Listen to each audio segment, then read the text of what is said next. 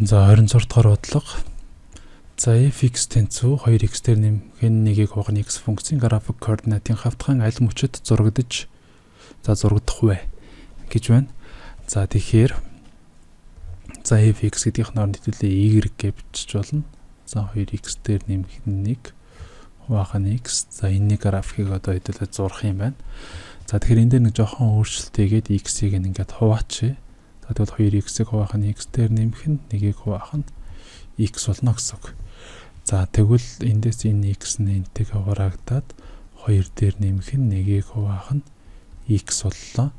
За байрын жоохон солиод биччих юм бол 1-ийг хуваах нь x дээр нэмэх нь 2 буюу y тэнцүү 1-ийг хуваах нь x дээр нэмэх нь 2 боллоо гэсэн үг. За одоо энэний график хэдүүлээ зурах болно.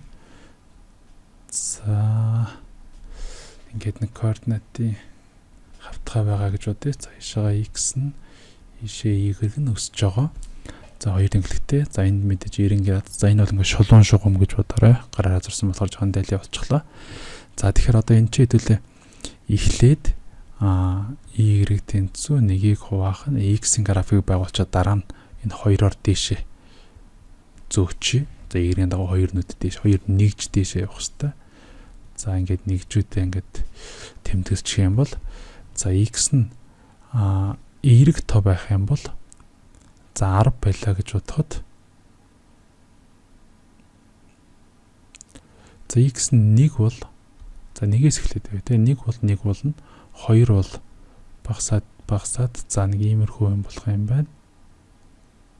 За харин хасах болох юм бол хасахныг үед энд хасахныг байх юм бол хасахныг гээд мөн доошоо за үндсэн энэ за эннийх бол одоо болчлоо гэсэн үг те иймэрхүү болчлоо. Одоо нэг хоёр нүд хэрвээ дээшлүүлчих юм бол юу болох вэ гэдгийг харъя. За ягаанаараа бичээд y тэнцүү 1-ийг хуваах нь x дээр нэмэх нь 2. За бүгд хоёр нүд дээш явна. Эндээс хоёр нүд явах юм бол эн чинь ишг нэлийн дөхдөг болохоор жоохон дээшээ гарч ирээд нэг иймэрхүү график болно. За энэ бол яг байгаас хоёр нүд дээш ихээр ийм болно. За координатын хавтгайг 1-р мөч 2-р